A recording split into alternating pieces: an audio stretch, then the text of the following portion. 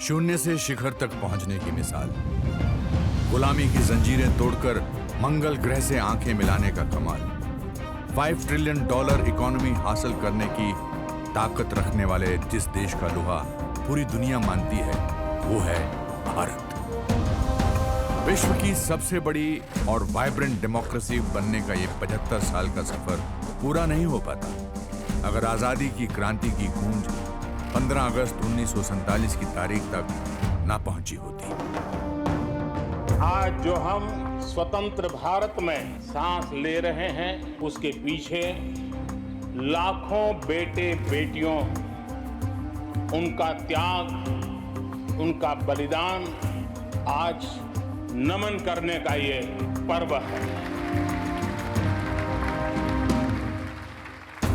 हर साल 15 अगस्त के दिन सारे देश की निगाहें लाल किले पर टिकी रहती हैं, क्योंकि लाल किले की प्राचीर स्वतंत्र भारत का सबसे अटल प्रतीक है।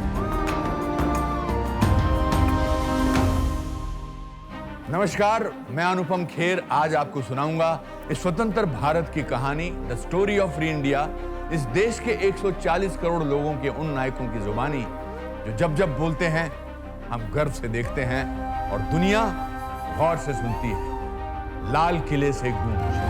आज हम एक आजाद मुल्क हैं। भारत दुनिया के देशों में एक बड़ा देश होगा। हम विकास बना रहे हैं। हम भारत की जनता को मजबूत कर पाएंगे। कारो पर्वत से लेकर गिलगित तक इसका विस्तार है। भारत के सपनों और आकांक्षाओं को पूरा करने से कोई भी बाधा अब हमें रोक नहीं सकता। जय हिंद, जय हिंद।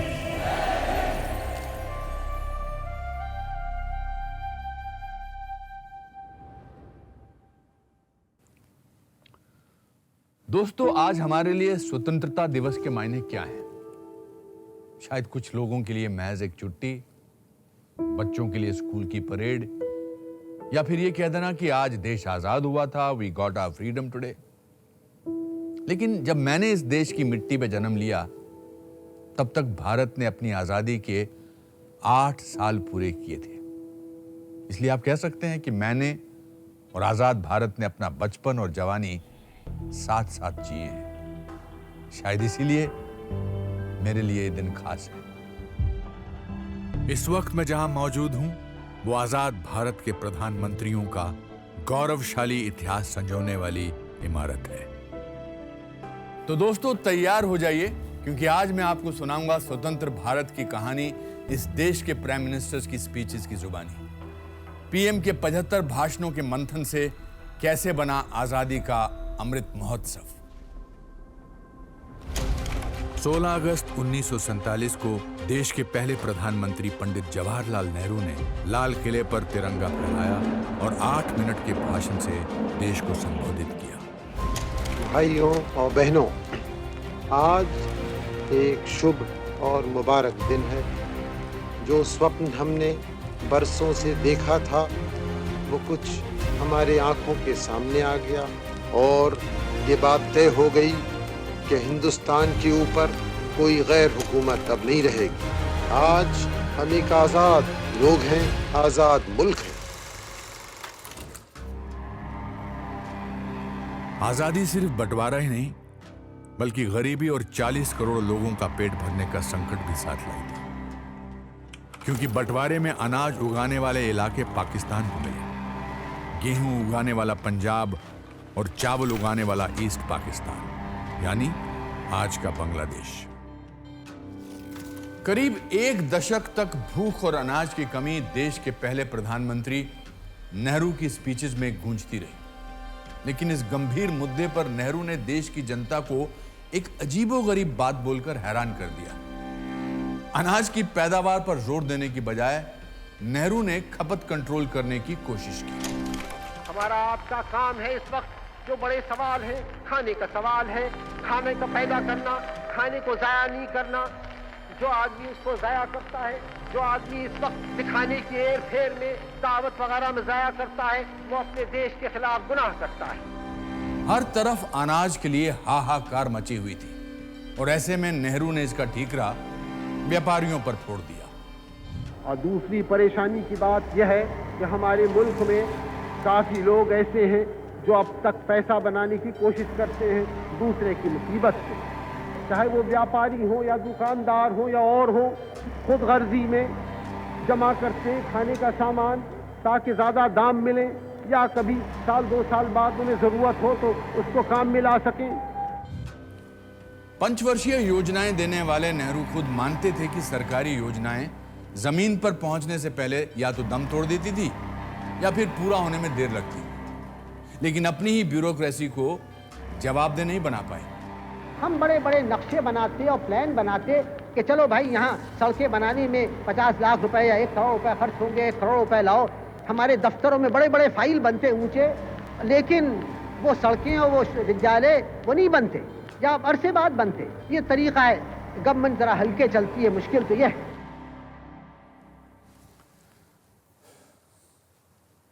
नेहरू इसी कमरे में देर रात तक बैठकर चिंतन किया करते थे। उन्होंने देश के लिए मिक्स्ड इकोनॉमी का सोशलिस्ट मॉडल चुना। सरकार खुद इंडस्ट्रियलिस्ट और फाइनेंसर बन गई। प्राइवेट इंडस्ट्री शुरू करने के लिए सरकार से लाइसेंस लेने का कानून बना और शुरू हुआ लाइसेंस राज। इस नीति ने सार्वजनिक क्षेत्र के विकास का रास्ता जरूर खोला, लेकिन निजी क्षेत्र हाशिए पर चला गया। 38 उद्योग सरकारी कब्जे में आ गए, लेकिन दूसरे देशों के मुकाबले लोगों का जीवन स्तर गिरता जा रहा था। करीब 1 दशक के बाद भी समस्याएं जस की तस थी और नेहरू के पास इसका कोई समाधान नहीं था। आप लोग आजकल भी कुछ दिक्कतों में हैं, परेशानियों में हैं, महंगाई की कुछ तो लाचारी है।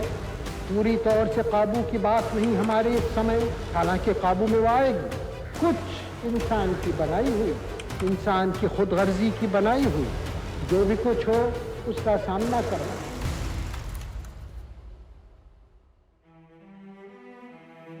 बिजनेसमैन को नेहरू शक की नजर से देखते थे। कई ऐसे कानून बनाए गए जिसमें एंटरप्रेन्योर्स का दम घुटने लगा।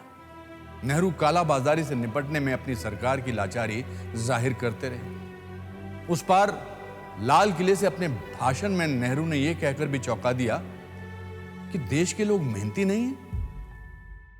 हमारे यहाँ अभी हिंदुस्तान में काफ़ी मेहनत करने की आदत आमतौर से नहीं हुई। हमारा कसूर नहीं, आदतें ऐसी पड़ जाती हैं वाक़यात से, लेकिन बात यह है कि हम उतना काम नहीं करते जितना कि यूरोप वाले या जापान वाले या चीन वाले या रूस वाले कहीं करते हैं। ये न समझिए कि वो कौमें खुशहाल हो गई कोई जादू से, मेहनत से हुई हैं और अकल से हुई हैं। नेहरू विदेशियों की तारीफ कर रहे थे और पड़ोसी देशों पर भी उनकी विदेश नीति सॉफ्ट रही। उम्मीद थी कि कश्मीर में लगातार खून खराबा कर रहे पाकिस्तान को जरूर ललकारेंगे, लेकिन वो उसे दिल का टुकड़ा कहते रहे। उधर चीन दौरे में उन्होंने पंचशील समझौता किया और बॉर्डर डिस्प्यूट पर बातचीत आगे बढ़ाई। जब वो भारत लौटे तो हिंदी चीनी भाई भाई का नारा लगने लगा, लेकिन समझौते के बावजूद 20 अक्टूबर 1962 को लद्दाख में चीन ने हमला कर दिया। नेहरू ने 2 महीने पहले ही लाल किले से चीन की नीयत पर शक जता दिया था और देश को न घबराने का भरोसा भी दिया था। युद्ध में भारत को चीन से शिकस्त मिली, लेकिन नेहरू ने देश को हार में जीत का मंत्र सुना दिया। हमें तकलीफ हुई, परेशानी हुई, लेकिन उसका भी नतीजा एक अच्छा हुआ।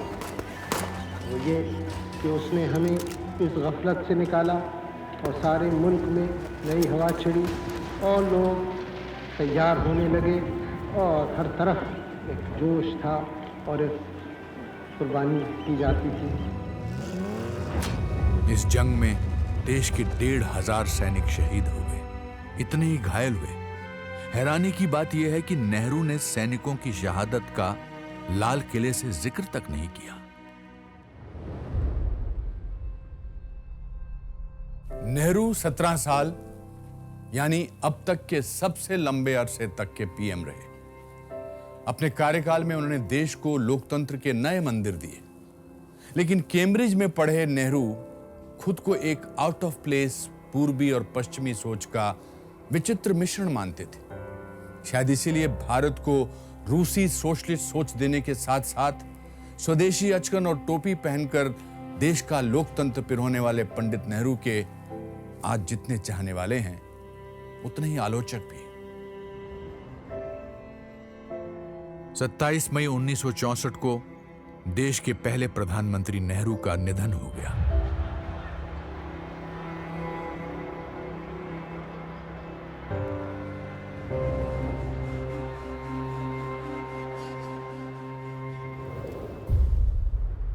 नेहरू के बाद लाल बहादुर शास्त्री ने देश की कमान संभाली। शास्त्री को भरोसा हो गया कि सेंट्रलाइज स्कीम्स और प्राइस कंट्रोल से दूर जाने की जरूरत थी। उन्होंने कृषि पर ध्यान केंद्रित किया, निजी उद्यम और विदेशी निवेश को बल दिया और देश में व्हाइट रेवोल्यूशन और ग्रीन रेवोल्यूशन की शुरुआत की। इसी दौरान 1965 के भारत पाकिस्तान युद्ध ने शास्त्री को मजबूत इरादों वाले राष्ट्र नेता के तौर पर पहचान दी। शास्त्री ने लाल किले से अब तक दिल का टुकड़ा कहे जाने वाले पाकिस्तान को ईंट का जवाब पत्थर से देने का ऐलान कर दिया। साथ ही उन्होंने देश को जय जवान जय किसान का भी नारा दिया। आज समय है, कोई हमें आराम का वक्त नहीं। आज एक त्याग का, बलिदान का, कुर्बानी का जो भी रास्ता हो वो हमें अख्तियार करने के लिए तैयार रहना हो। और मैं आपकी तरफ से ये कहने वाला हूँ और कहना चाहता हूँ कि कश्मीर का एक टुकड़ा भी पाकिस्तान को मिलने वाला नहीं है।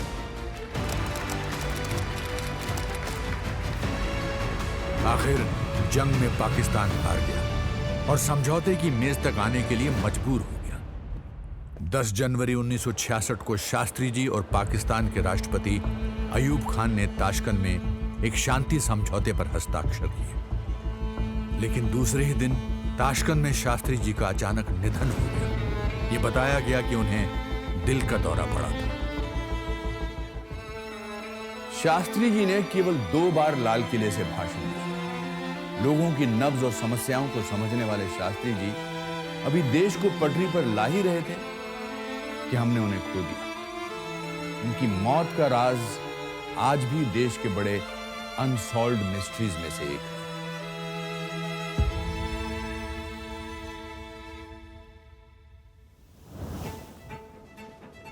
अब स्वतंत्र भारत के इतिहास में एक नया मोड़ आया। देश की पहली महिला प्रधानमंत्री ने कमान संभाली। पंडित नेहरू की बेटी इंदिरा गांधी के सॉफ्ट स्पोकन अंदाज के कारण उन्हें अपनी पार्टी के लोग गूंगी गुड़िया कहते थे। लेकिन इस छवि के पीछे छुपी उनकी लौह इच्छा शक्ति और निरंकुश महत्वाकांक्षा या अनब्राइडल्ड एम्बिशन को उस वक्त शायद किसी ने नहीं आंका होगा। सत्ता संभालते ही इंदिरा गांधी ने 14 प्राइवेट बैंकों को नेशनलाइज कर दिया। सरकारी हो जाने के बाद बैंकिंग सेक्टर पर राजनीतिक दबाव पड़ने लगा। धीरे धीरे क्रोनी कैपिटलिज्म को बढ़ावा मिला। इधर अनाज की कमी और उसकी कालाबाजारी का इंदिरा गांधी के पास कोई भी जवाब नहीं था। नेहरू की तर्ज पर इंदिरा ने व्यापारियों पर अपनी नाराजगी जाहिर की। जो हमारे उद्योगपति हैं या हमारे और धनी कारोबार चलाने वाले हैं, उनसे भी कुछ अनुरोध करना होता है। अगर वो चाहते हैं कि ये अनुशासन हो, तो उनकी भी कुछ जिम्मेदारी है। उनकी जिम्मेदारी है कि बड़े बड़े मुनाफे, ऊंचे ऊंचे वेतन अगर वो बढ़ाते जाएंगे तो ये अनुशासन रखना फिर आसान नहीं रहता है। अपने कार्यकाल के दौरान इंदिरा गांधी ने एंटरप्राइजेस पर स्टेट कंट्रोल की नेहरू की नीतियों को अपनाया। सरकार ने होटल चलाना, स्कूटर, ट्रैक्टर, रेफ्रिजरेटर और घड़ियां बनाना भी शुरू कर दिया। यहां तक कि ब्रेड, एरेटेड ड्रिंक और फ्रूट कॉन्सेंट्रेट भी बेचना शुरू कर दिया। 1970 के बजट में पर्सनल इनकम टैक्स रेट 11% बढ़ा दिया। 2 लाख रुपए से ज्यादा कमाई वालों पर तो 93.5% टैक्स लगाया गया। वेल्थ क्रिएशन गुनाह बन चुका था। इन सब के बावजूद इंदिरा ने बढ़ती महंगाई का ठीकरा डीलर्स पर फोड़ दिया। कभी कभी कोई किसी चीज की कमी होती है तो उसके दाम बढ़ते हैं और वो समझा जाता है। लेकिन कभी कभी एक वस्तु पर टैक्स लगता है और दूसरी वस्तु जिनका जरा भी उससे संबंध नहीं है उनके दाम भी बढ़ जाते हैं। कौन बढ़ाता है, क्यों बढ़ते हैं? 1971 और 72 का दौर मुझे अच्छी तरह याद है। मैं शिमला में रहता था, जो कि आर्मी के वेस्टर्न कमांड का हेडक्वार्टर था। अचानक खबर मिली कि 3 दिसंबर की रात को पाकिस्तान ने इंडियन एयर बेसिस पर हवाई हमले किए हैं। तीसरी इंडो पाक जंग छिड़ चुकी थी। जंग के दौरान रात में सायरन और ब्लैकआउट मैं कभी नहीं भूल सकता। ये 2 साल इंदिरा की कूटनीति और राजनीति दोनों के लिए महत्वपूर्ण थे। इंदिरा ने नई कांग्रेस बनाकर चुनाव जीते और पाकिस्तान को 2 टुकड़ों में बांटकर बांग्लादेश बना दिया। गूंगी गुड़िया कही जाने वाली इंदिरा गांधी अब आयरन लेडी बन गई थी। यह अलग बात है कि जंग के खर्चों का दबाव सरकारी खजाने पर भारी पड़ रहा था। हैरानी की बात थी कि आजादी के 27 साल बाद भी लोगों की रोजमर्रा की समस्याएं ज्यों की त्यों थी। महंगाई 7वें आसमान पर पहुंच गई थी। बेकाबू महंगाई और बेरोजगारी से देश में आंदोलन होने लगे। कई जगह हिंसक प्रदर्शन हुए। हालात काबू करने के लिए सेना को बुलाना पड़ा। इस बीच इंदिरा पर 1971 के चुनावों में धांधली कर जीतने के आरोप लगे। अदालतों के फैसले उनके पक्ष में नहीं आए। आखिर 26 जून 1975 को प्रधानमंत्री इंदिरा गांधी ने इमरजेंसी लगाने का ऐलान कर दिया। लाल किले से अपने भाषण में उन्होंने इमरजेंसी को कड़वी गोली समझकर जायज ठहराने की कोशिश की। हमने जब से यह आपातकाल की घोषणा की, कोई खुशी से नहीं की, जैसे मैंने आपसे कहा, लेकिन ऐसी स्थिति उत्पन्न हुई थी कि हम मजबूर हो गए। कहते हैं कि हर काले बादल के पीछे रोशनी होती है, वैसे कभी कभी एक कठोर कदम भी लेना हो, जैसे बीमारी में कड़वी दवा भी पीनी पड़ती है। इमरजेंसी का वो दौर मुझे अच्छी तरह याद है। पूरी दिल्ली की बिजली काट दी गई थी।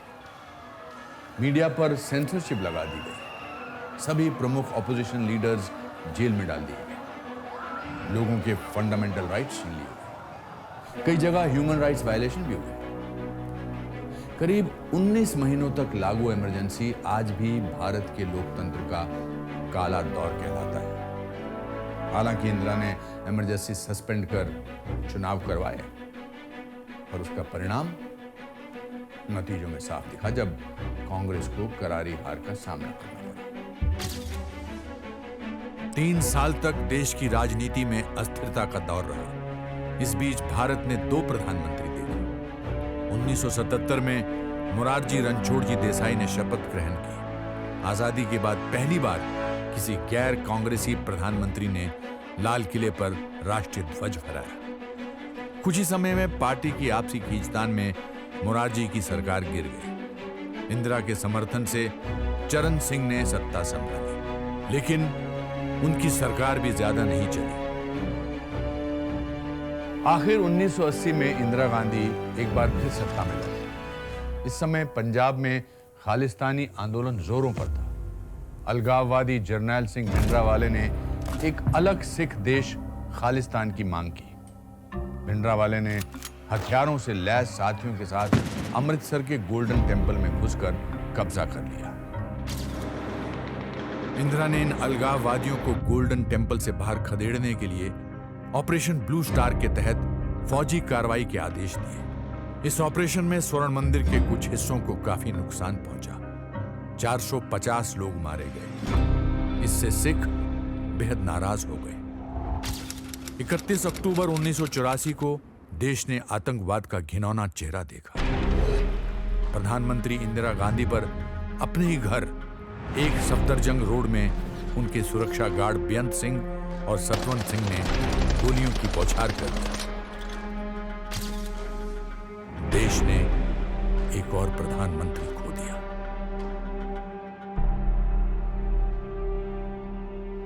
देश की राजनीति में तूफान खड़ा कर देने वाली इंदिरा के बाद उनके बेटे राजीव गांधी ने कार्यभार संभाला। पेशे से पायलट 40 वर्षीय राजीव सबसे कम उम्र के प्रधानमंत्री बने, लेकिन उनके सामने भी तूफान उमड़ रहा था। इंदिरा की हत्या के बाद दिल्ली समेत देश के कई हिस्सों में सिख विरोधी दंगे हुए। 3000 से ज्यादा लोग मारे गए। राजीव गांधी ने इस हिंसा पर कहा कि जब भी कोई बड़ा पेड़ गिरता है तो धरती थोड़ी हिलती है। यह बयान देकर उन्होंने अपनी मां की मौत के बाद हुई हिंसा को इशारों में जायज ठहराने की कोशिश की। लाल किले से अपने पहले भाषण में राजीव गांधी ने अपनी मां इंदिरा गांधी की उपलब्धियां गिनाई। पिछले 38 साल में हमने बहुत तरक्की करी। इंदिरा जी ने और भी जोर लगाया गरीबी हटाने में। पिछले 5 साल में उन्होंने 49% से करीब 63% तक भारत की जनता को गरीबी रेखा से ऊपर कर दिया। लाल किले से प्रधानमंत्रियों के भाषण को लेकर एक दिलचस्प किस्सा है जो शायद कम लोगों को पता होगा। 1986 तक प्रधानमंत्री लिखा हुआ भाषण नहीं पढ़ते थे, कागज पर मेन पॉइंट्स लिखकर खुद ही बोलते थे। लेकिन 1986 के भाषण में राजीव गांधी ने स्वतंत्रता दिवस को गलती से गणतंत्र दिवस कह दिया था। इसके बाद से प्रधानमंत्री लिखा हुआ भाषण पढ़ने लगे। अपने भाषणों से राजीव ने बहुत उम्मीदें जगाई। भारत को 21वीं सदी की दिशा में ले जाने की तैयारी में देश में पहली बार टेलीफोन्स, ऑटोमोबाइल्स, कंप्यूटर्स, टीवी समेत तमाम तरह के टेक्निकल गुड्स और टेक्निकल जॉब्स पर जोर दिया जाने लगा। देश में फैली करप्शन पर काबू पाने के लिए भी कई कदम उठाए, जिसके चलते मीडिया ने उन्हें मिस्टर क्लीन का नाम दिया और आखिरकार मिस्टर क्लीन पर ही भ्रष्टाचार के आरोप लगने लगे। 1988 की स्पीच में राजीव गांधी ने यह कहकर हैरान कर दिया कि सरकार 1 रुपया भेजती है तो जनता के पास 15 पैसे पहुंचते हैं। यह बात उन्होंने अपनी ही सरकार और नौकरशाहों के लिए कही। लेकिन जोश में उन्होंने कुछ ऐसा भी कह दिया जिसे सुनकर सब लोग हक्के बक्के रह गए।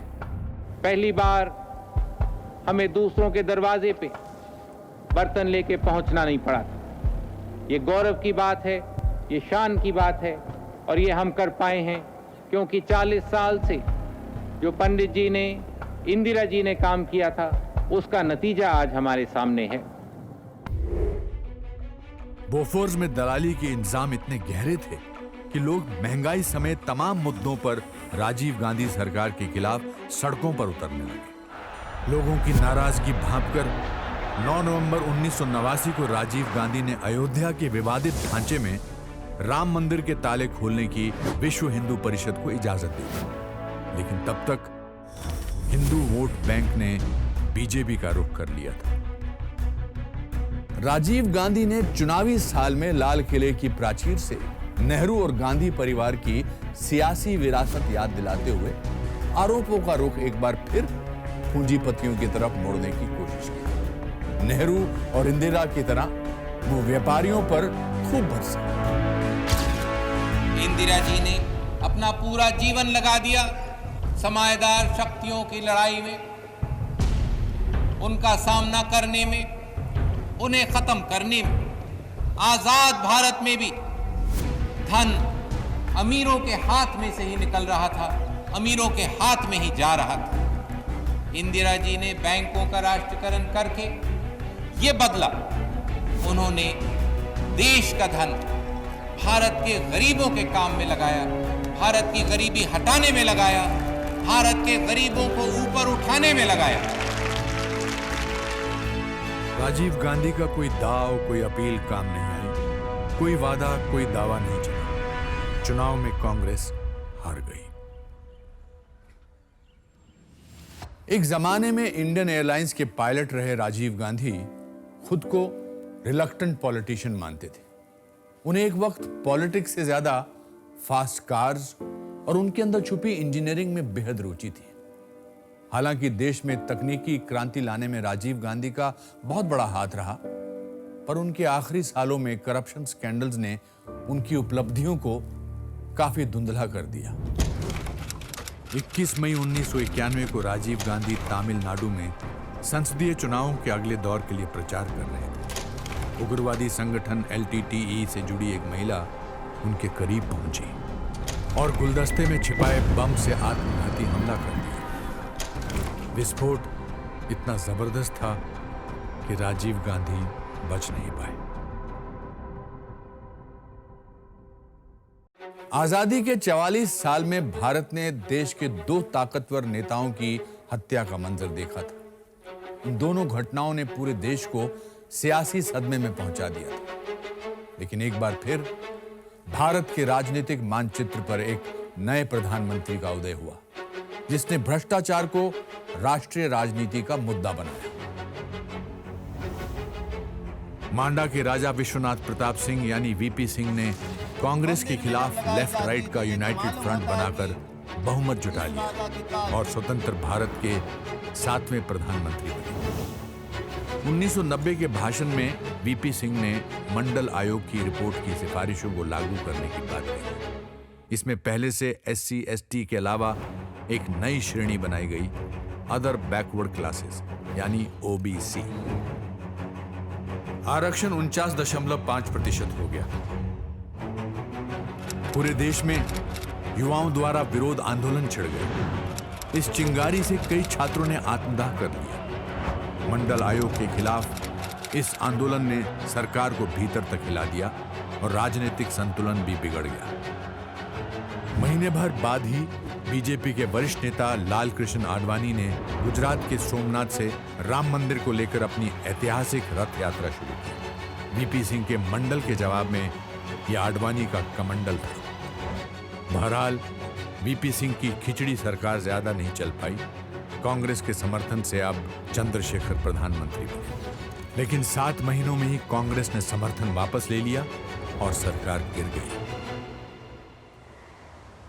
अगले प्रधानमंत्री ने जब बागडोर संभाली, देश के माली हालात बहुत खराब थे।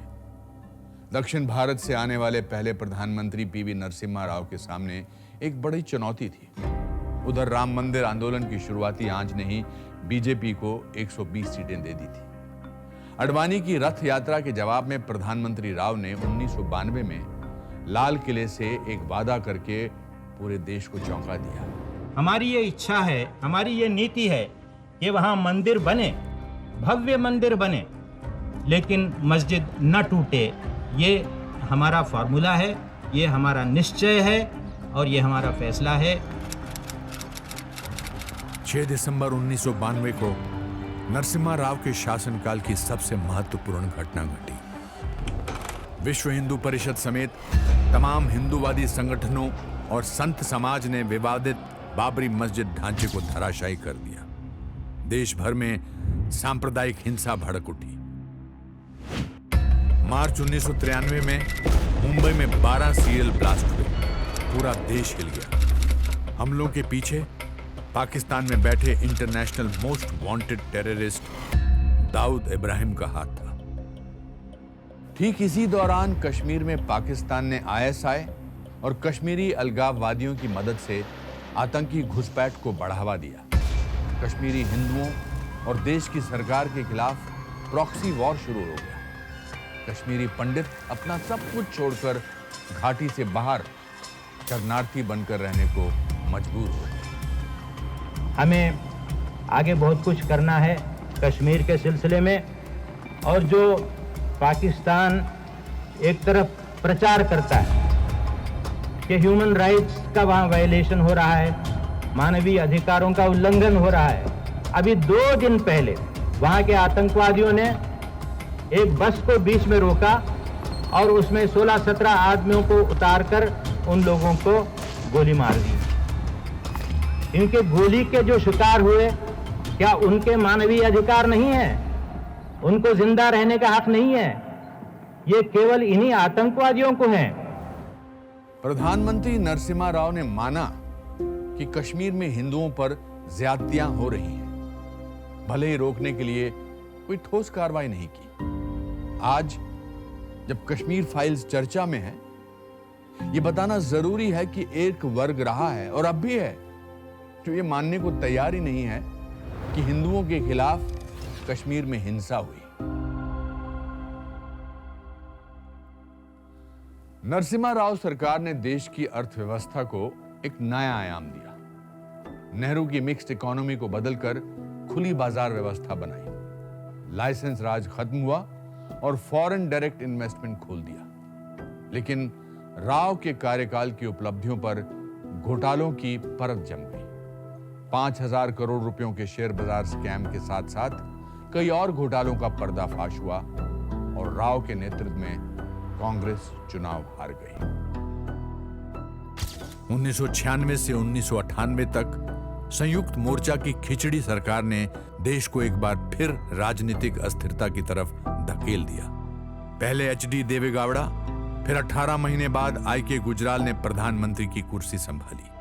3 साल में संयुक्त मोर्चा की 2 सरकारें गिर चुकी थी। लोकसभा भंग करने के अलावा और कोई चारा नहीं था। एक बार फिर देश में मिड टर्म इलेक्शन करवाने पड़े।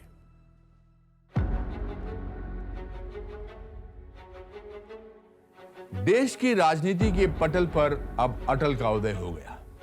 यह अटल बिहारी वाजपेयी का व्यक्तित्व ही था कि इस बार बीजेपी सरकार बनाने के लिए 24 पार्टियों ने अपना समर्थन दे दिया और यह वाजपेयी का ही कुशल नेतृत्व था। कितने सहयोगियों को साथ रखकर एनडीए सरकार चलाई। वाजपेयी सरकार की एंट्री भी धमाकेदार हुई। मई 1998 में राजस्थान के पोखरण में हुए 5 अंडरग्राउंड न्यूक्लियर टेस्ट ने पूरी दुनिया में खलबली मचा दी। इन धमाकों को लेकर लाल किले से अपने पहले भाषण में वाजपेयी ने कुछ ऐसा कह दिया जो पहले कभी नहीं हुआ था।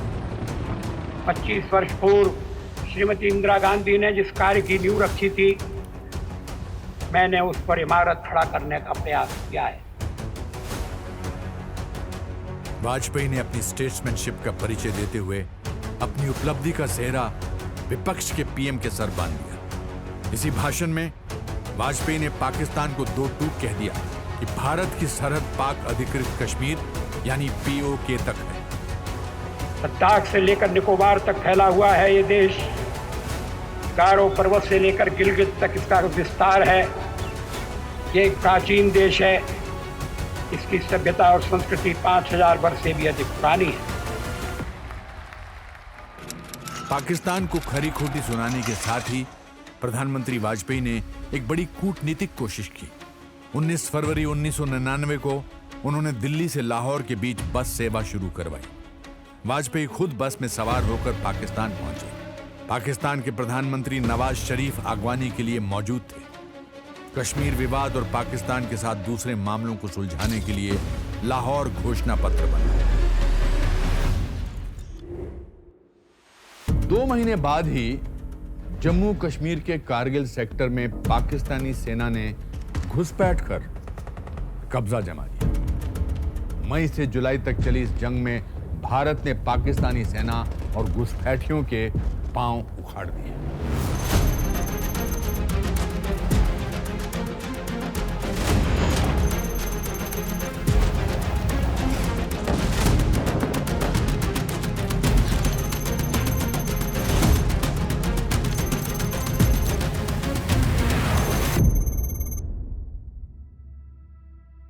सरकार के आखिरी दिनों में वाजपेयी समर्थक दलों के दबाव से काफी परेशानियों से घिर गए। इसके बावजूद जाते जाते वो देश को बड़ी सौगात दे गए। 2003 में चंद्रयान मिशन की शुरुआत की।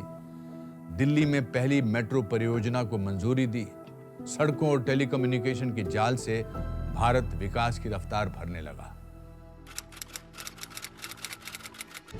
मई 2004 में भारतीय जनता पार्टी चुनाव हार गई। कांग्रेस लेफ्ट के सहयोग से सत्ता में आई। सोनिया गांधी ने अपने विदेशी मूल को लेकर प्रधानमंत्री बनने से इनकार कर दिया। वरिष्ठ पार्टी नेताओं को दरकिनार कर सोनिया ने मंझे हुए पॉलिटिशियन की जगह एक टेक्नोक्रेट मनमोहन सिंह को प्रधानमंत्री बनाया। बढ़ती महंगाई को लेकर यूपीए सरकार निशाने पर थी। मनमोहन सिंह ने नेहरू गांधी की ही तरह लाल किले से गजब इन्फ्लेशन की अजब वजह बताई।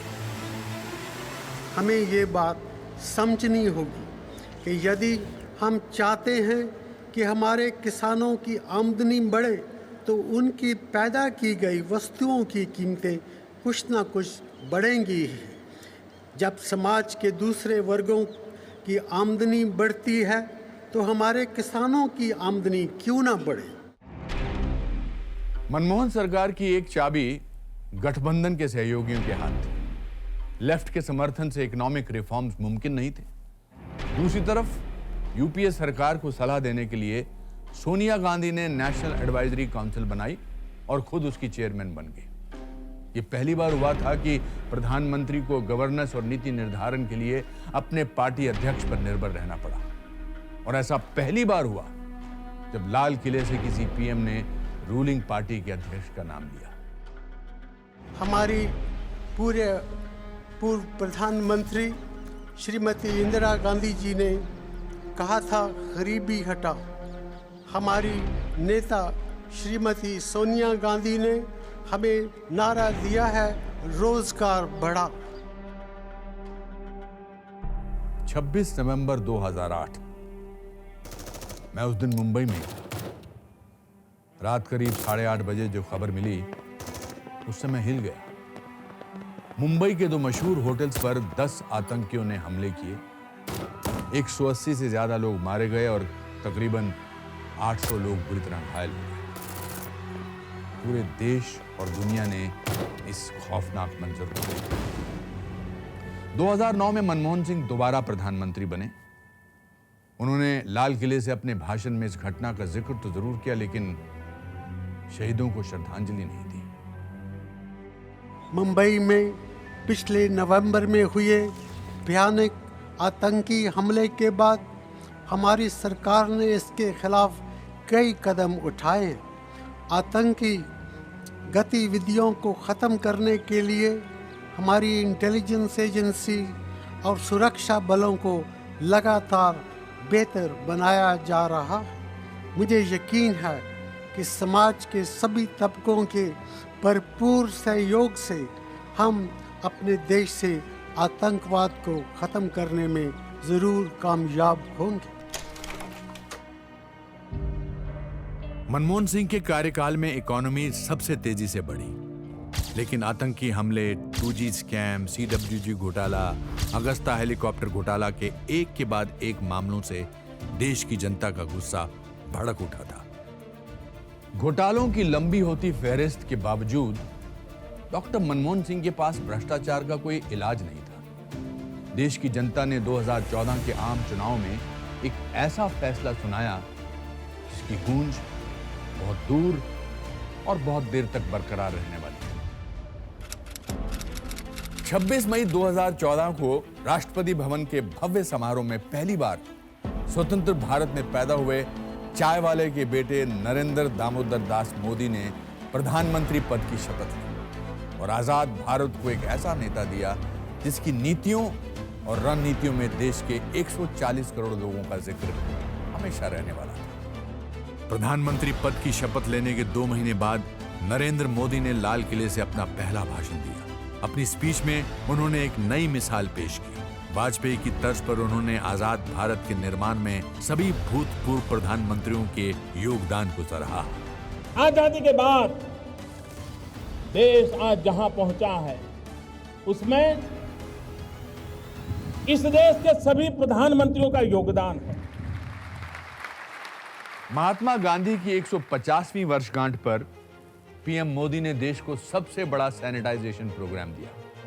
स्वच्छता अभियान को लेकर पीएम मोदी ने ऐसा जुनून दिखाया जो शायद ही पहले कभी देखने को मिला था। उन्होंने खुद हाथ में झाड़ू लेकर सफाई की और इस अभियान को जन आंदोलन बना दिया। कथनी के साथ करनी पर भी विश्वास रखने वाले नरेंद्र मोदी कुर्सी संभालते ही एक्शन में आ गए। समाज के आखिरी पायदान पर खड़े उस आदमी को बल दिया जिसके पास बैंक अकाउंट तक नहीं था। उन्होंने ऐलान किया कि अब सिर्फ घोषणाएं ही नहीं होंगी, उन पर अमल भी होगा। कौन सरकार होगी जो योजना नहीं बनाती होगी? हर कोई बनाते हैं। कौन सरकार होती है जो घोषणाएं नहीं करती? हर कोई करती है। कौन सरकार होती है जो उद्घाटन के दिए न जलाती हो, फीता न काटती हो? सब कोई करते हैं। लेकिन कसौटी इस बात पे होती है कि हम जिन बातों को करते हैं उसको पूरा करते हैं कि नहीं करते।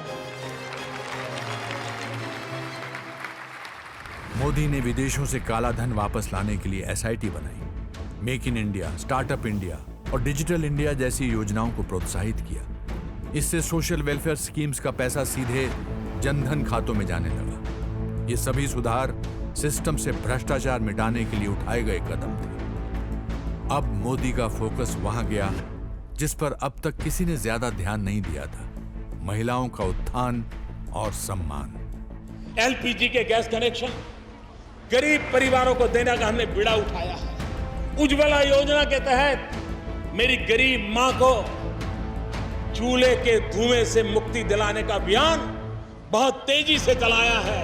और बेटी बचाओ बेटी पढ़ाओ में हमने जो इनिशिएटिव लिए हैं उसमें अभी भी मुझे समाज के सहयोग की आवश्यकता है। घर में एक महिला भी अगर शिक्षित है, शारीरिक रूप से सशक्त है, आर्थिक रूप से स्वतंत्र है, एक महिला गरीब से गरीब परिवार को भी गरीबी से बाहर निकालने की ताकत रखती है।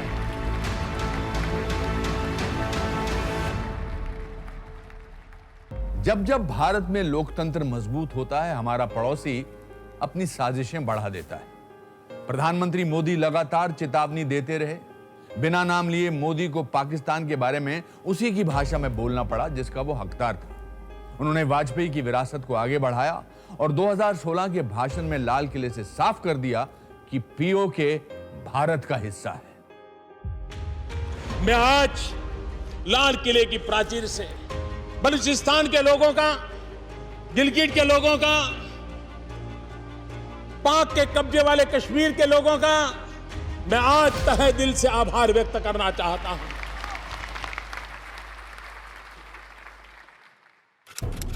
18 सितंबर 2016 जम्मू कश्मीर के उरी सेक्टर में भारतीय सेना के कैंप पर आतंकवादियों ने हमला कर दिया। 19 जाबाज शहीद हो गए। इस हमले के पीछे पाकिस्तान का हाथ था। ठीक 10 दिन बाद मोदी ने मुंह तोड़ जवाब दे दिया। भारतीय सेना के जाबाज कमांडोज ने सर्जिकल स्ट्राइक को अंजाम दिया। पीओके में घुसकर भारत की स्पेशल फोर्सेस ने आतंकवादियों के ट्रेनिंग कैंप्स को बर्बाद कर दिया।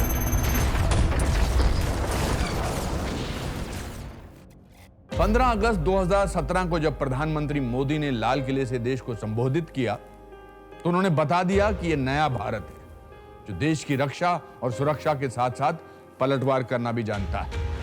हमारा देश, हमारी सेनाएं, हमारे वीर पुरुष, उन्होंने जब जब मौका आया है अपना कर्तव्य दिखाया, अपना सामर्थ्य दिखाया है। बलिदान की पराकाष्ठा करने में ये हमारे वीर कभी पीछे नहीं रहे हैं। और जब सर्जिकल स्ट्राइक हुई, दुनिया को हमारा लोहा मानना पड़ा।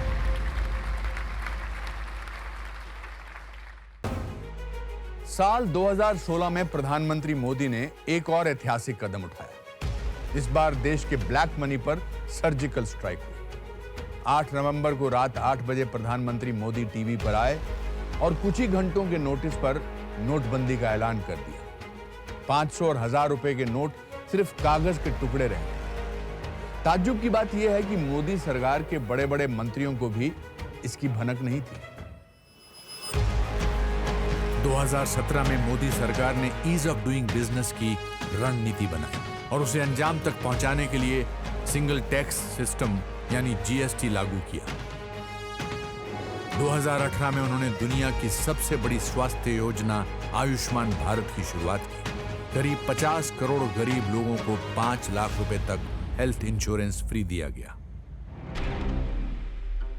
14 फरवरी 2019 को मैं देहरादून से अपनी फिल्म की शूटिंग करके निकला ही था कि पाकिस्तान की एक और नापाक हरकत की खबर मिली। जम्मू श्रीनगर नेशनल हाईवे पर पुलवामा में सीआरपीएफ के काफिले पर आरडीएक्स वाली गाड़ी से हमला कर दिया गया। इस आत्मघाती हमले में देश के 40 जाबाज शहीद हो गए। मोदी ने पुलवामा हमले के जिम्मेदार आतंकियों को सबक सिखाने के लिए सेना को खुला हाथ दे दिया। 26 फरवरी को पाकिस्तान के बालाकोट में चल रहे टेरर कैंप पर भारतीय वायुसेना के फाइटर जेट्स ने एयर स्ट्राइक कर तबाही मचा दी। प्रधानमंत्री मोदी ने अपने पहले 5 साल के कार्यकाल में ही पूरी दुनिया को बता दिया था कि भारत अब राष्ट्रवाद की राह पर मजबूती से बढ़ रहा है।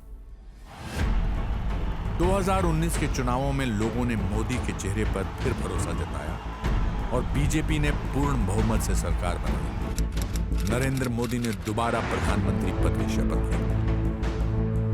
अपने दूसरे कार्यकाल में मोदी सरकार ने भारत के नक्शे पर एक नया इतिहास लिख दिया। संसद में जम्मू और कश्मीर को मिले स्पेशल स्टेटस वाले सेक्शन 370 को रद्द करने के प्रस्ताव को पास करवाया, जिसकी बदौलत भारत के इतिहास में पहली बार कश्मीर विधानसभा से लेकर लाल चौक तक तिरंगा लहराने लगा। जो काम पिछले 70 साल में नहीं, नई सरकार बनने के बाद 70 दिन के भीतर आर्टिकल 370 और 35A को हटाने का काम भारत की दोनों सदनों ने, राज्यसभा और लोकसभा ने 2/3 बहुमत से पारित कर दिया और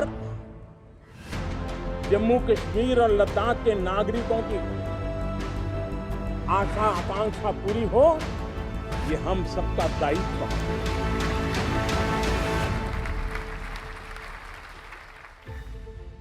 जहां पूर्व सरकारों ने व्यापार, उद्यम और उद्योग को धिक्कारा, मोदी ने इंडस्ट्री और एंटरप्राइज को वेल्थ क्रिएटर्स मानकर खास दर्जा दिया। हमारे देश में कुछ ऐसी गलत मान्यताओं ने घर कर लिया है। उन मान्यताओं से बाहर निकलना पड़ेगा। जो देश की वेल्थ को क्रिएट करता है, जो देश के वेल्थ क्रिएशन में कंट्रीब्यूट करता है, वे सब देश की सेवा कर रहे हैं। हम वेल्थ क्रिएटर को आशंका की नजरों से न देखें, हम उनके प्रति हीन भाव से न देखें। आवश्यकता है देश में वेल्थ क्रिएट करने वालों का भी उतना ही मान, सम्मान और प्रोत्साहन होना चाहिए, उनका गौरव बढ़ना चाहिए। और वेल्थ क्रिएट नहीं होगी तो वेल्थ डिस्ट्रीब्यूट भी नहीं होगी।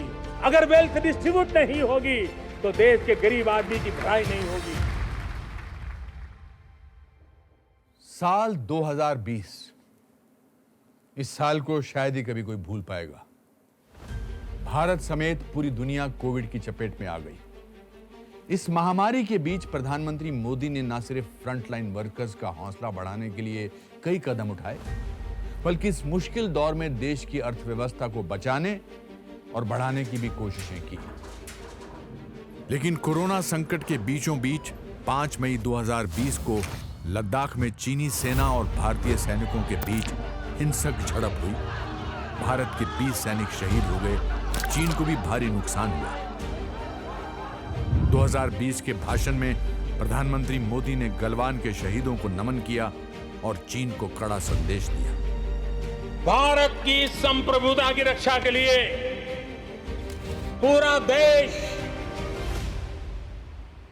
एक जोश से भरा हुआ है, संकल्प से प्रेरित है और सामर्थ्य पर अटूट श्रद्धा के साथ आगे बढ़ रहा है। इस संकल्प के लिए हमारे वीर जवान क्या कर सकते हैं, देश क्या कर सकता है, ये लद्दाख में दुनिया ने देख लिया।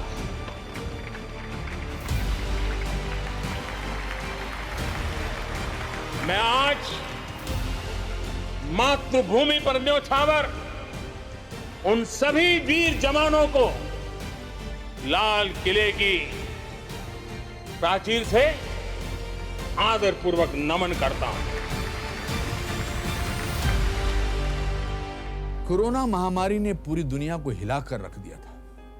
ऐसी महामारी 100 साल में नहीं देखी गई, पर देश ने हिम्मत नहीं हारी। जब अमेरिका, रूस और चीन जैसे देश कोरोना की दवा और टीका तलाश रहे थे, तब भारत ने 150 से ज्यादा देशों को दवाएं दी।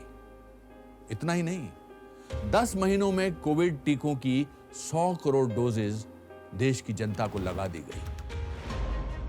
भारत ने देश दुनिया को मुफ्त टीके देकर कोविड काल में भी बेमिसाल कूटनीति की मिसाल कायम कर दी। कोविशील्ड और कोवैक्सीन टीके देश में ही बनाए गए। लेकिन आज गौरव से कह सकते हैं कि दुनिया का सबसे बड़ा वैक्सीनेशन प्रोग्राम हमारे देश में चल रहा है। 54 करोड़ से ज्यादा लोग वैक्सीन डोज लगा चुके हैं। कोविन जैसी ऑनलाइन व्यवस्था, डिजिटल सर्टिफिकेट देने की व्यवस्था आज दुनिया को आकर्षित कर रही है।